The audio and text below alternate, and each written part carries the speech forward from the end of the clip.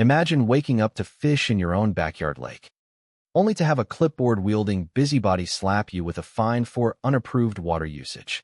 That's exactly what happened to Alex Rivera, a quiet software engineer who'd moved to the idyllic suburbs of Willow Creek, Ohio, seeking peace after a messy divorce. But peace? In this HOA hellhole, it was just a facade for petty tyrants like Marge Wilkins, the HOA president who ruled with an iron fist wrapped in a velvet glove of community standards.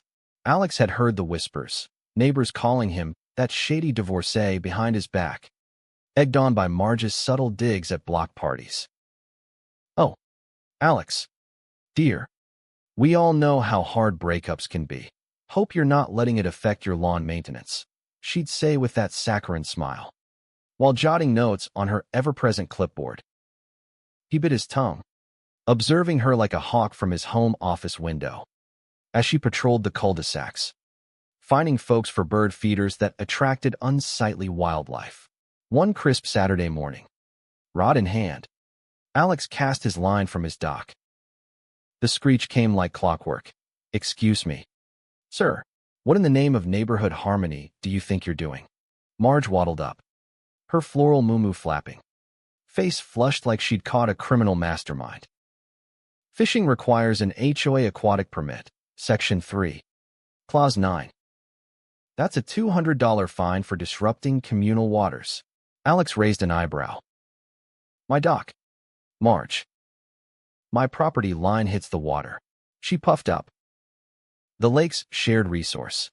We're preserving it for everyone's enjoyment, except rule breakers like you." He paid the fine online that night, but something snapped. Digging through dusty deeds and bylaws, Alex uncovered gold. The lake wasn't HOA turf. It belonged to a defunct mill company, rights lapsing to public auction.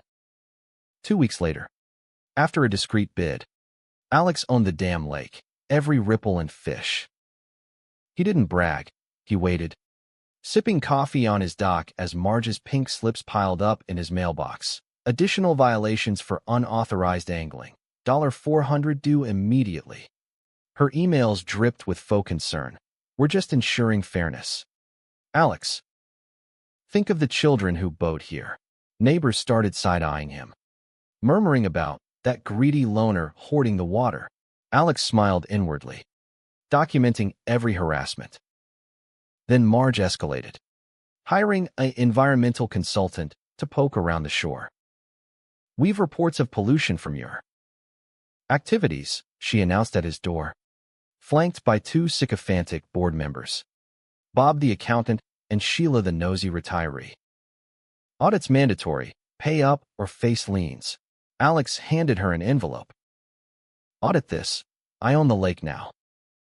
All permits revoked. No more HOA boat parades or swim lessons." Marge's jaw dropped. You can't. This is for the community," Bob stammered. "But our kayak club."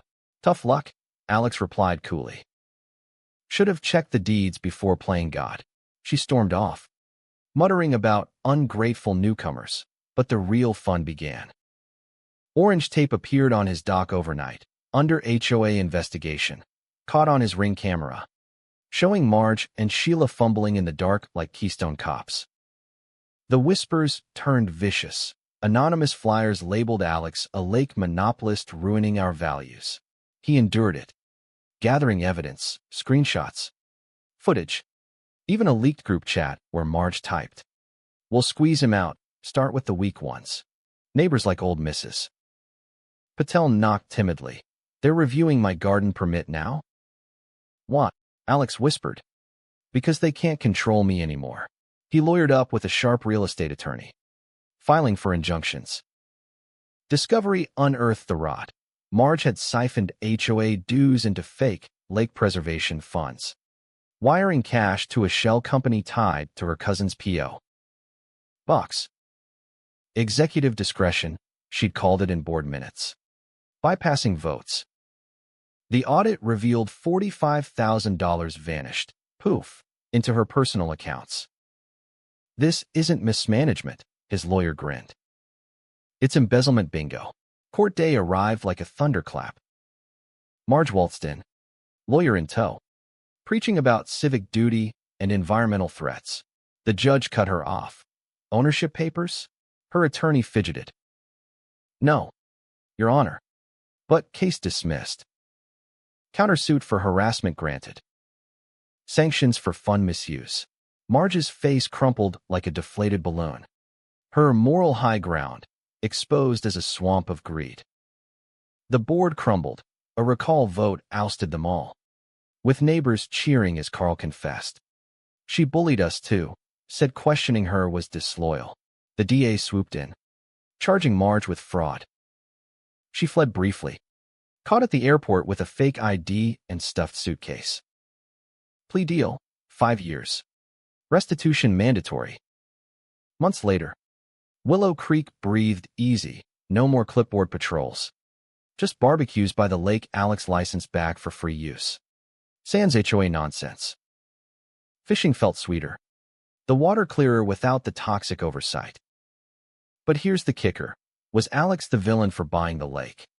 Or was Marge the real monster hiding behind community rules? You tell me, who's truly at fault when power corrupts the petty?